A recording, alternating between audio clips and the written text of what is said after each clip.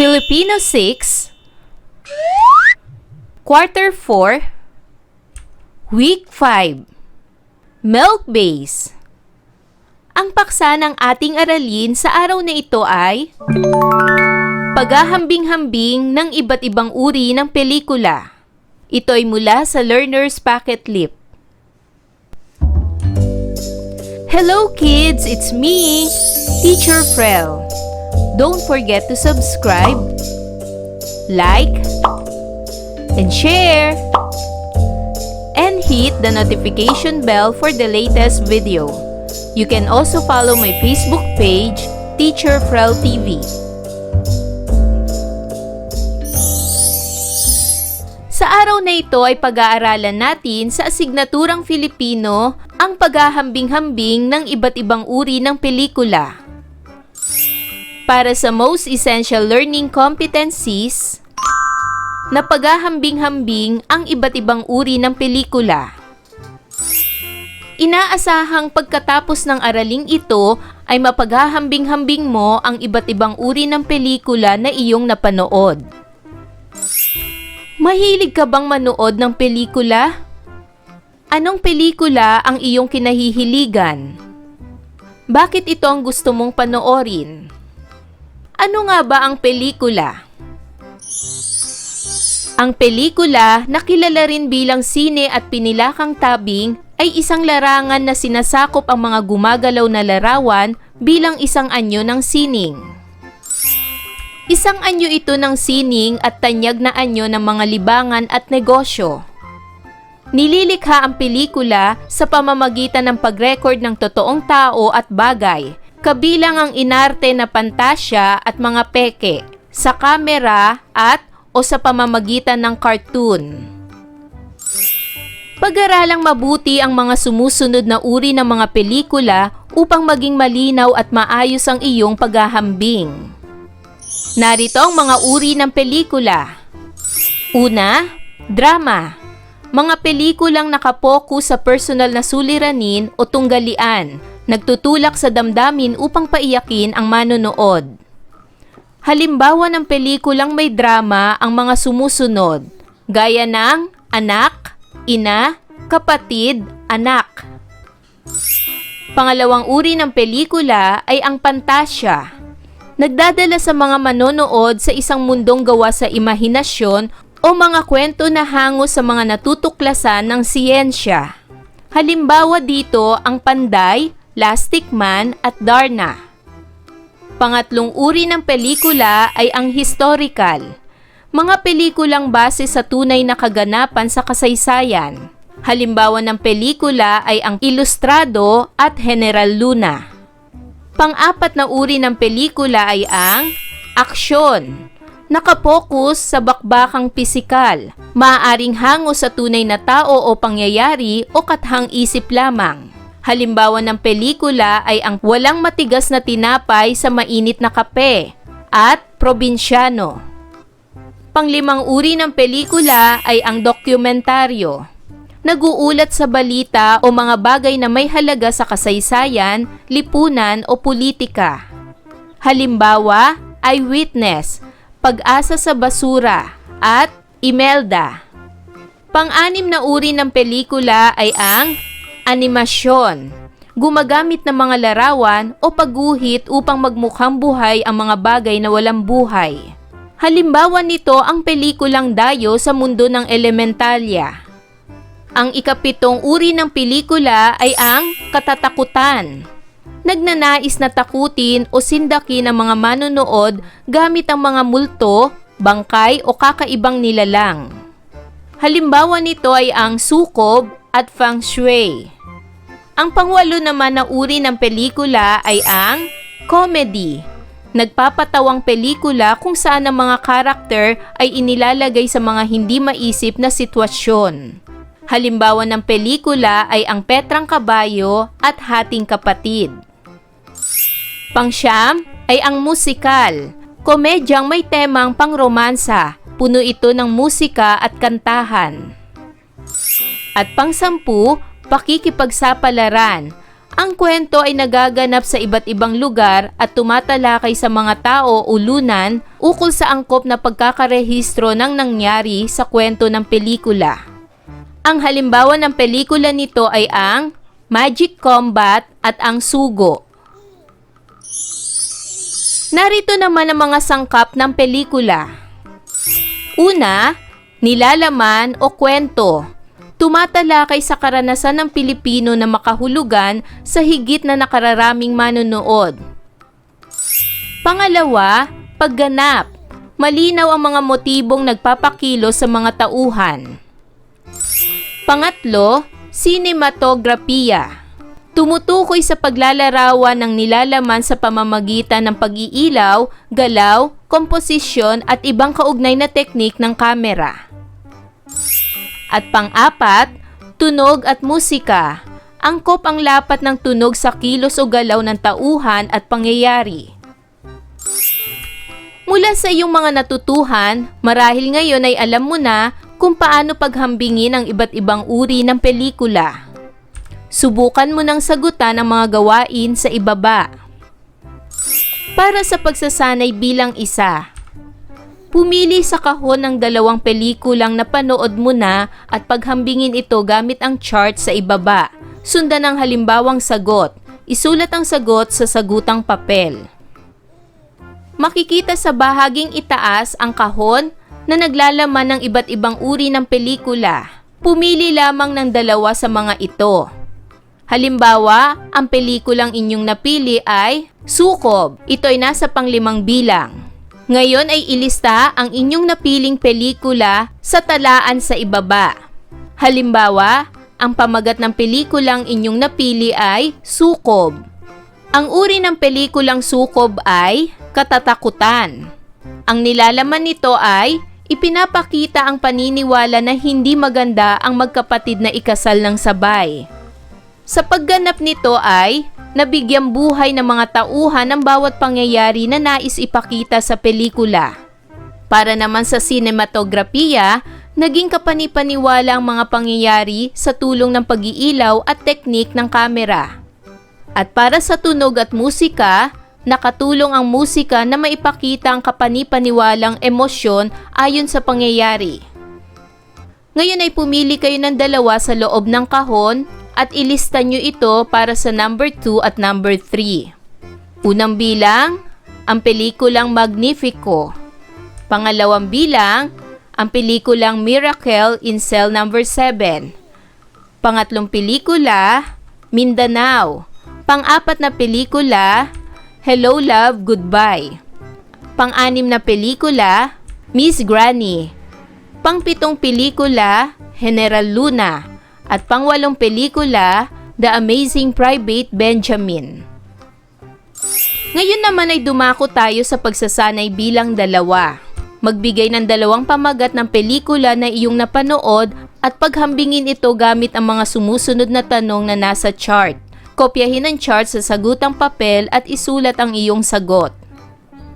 Para sa pelikula A, ang napili kong pelikula ay Goyo, ang Batang General. Para naman sa pelikula B, ang napili kong pelikula ay General Luna. Ito ang mga pamagat ng pelikula. Ngayon naman ay sagutin ang mga tanong. Para sa unang tanong, sa paanong nagkakaiba o nagkakatulad ang pangunahing tauhan sa pelikula? Para sa pelikula A, ang tauhan dito ay gumanap na general. Sa pelikula B rin, ang tauhan dito ay gumanap ring general. Pangalawang tanong, may pagkakaiba ba o pagkakatulad ang wakas ng 2 pelikula na iyong napanood? Ipaliwanag ang sagot. Opo, ang 2 pelikulang ito ay mayroong pagkakatulad ang wakas. Para sa pelikula A, si Goyo ay napaslang sa Mount Tirad Pass sa pakikipaglaban. Sa pelikula B naman, natapos ang buhay ni General Luna sa pagtraidor at pagpaslang sa kanya.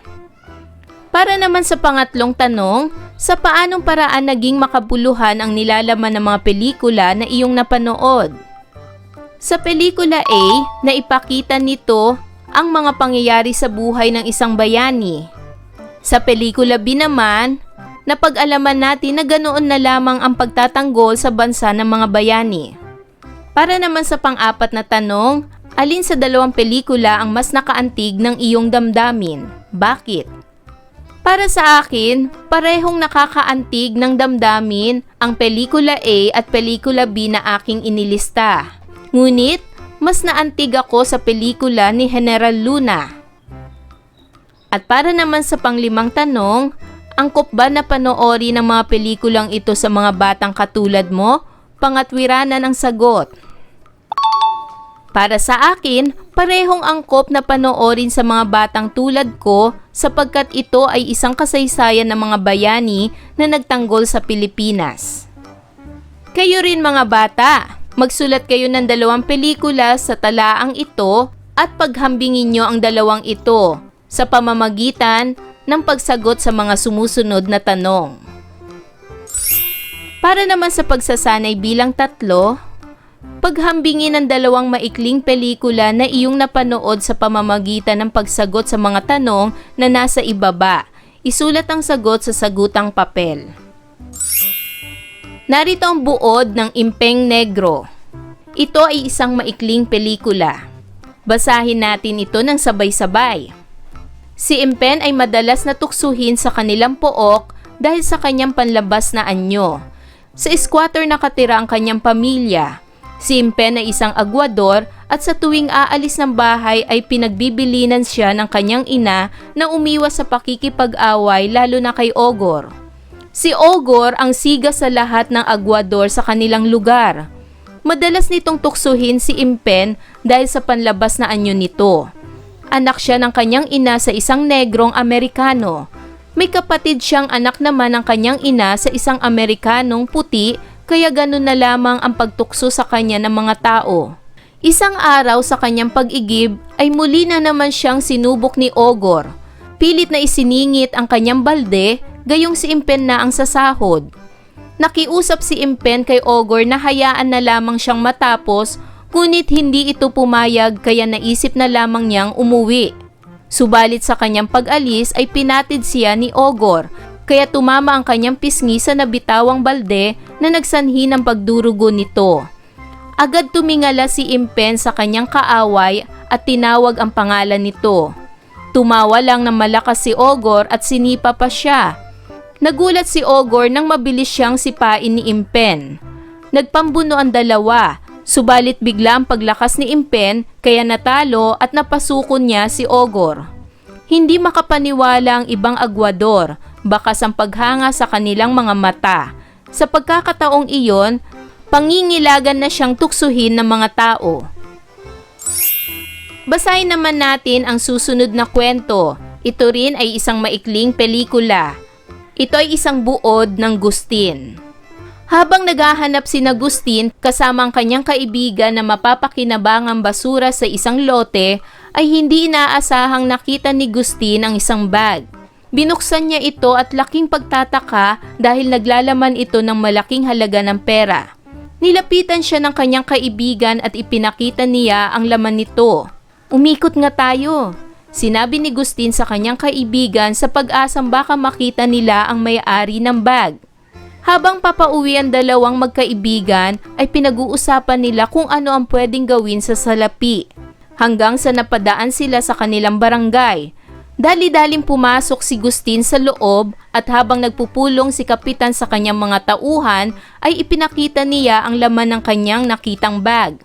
Tiningnan ito ni Kapitan ng may pagtataka. Inusisa siya ng Kapitan patungkol dito. Ipinaliwanag din ng Kapitan ang mga pwedeng gawin sa pera ni Gustin.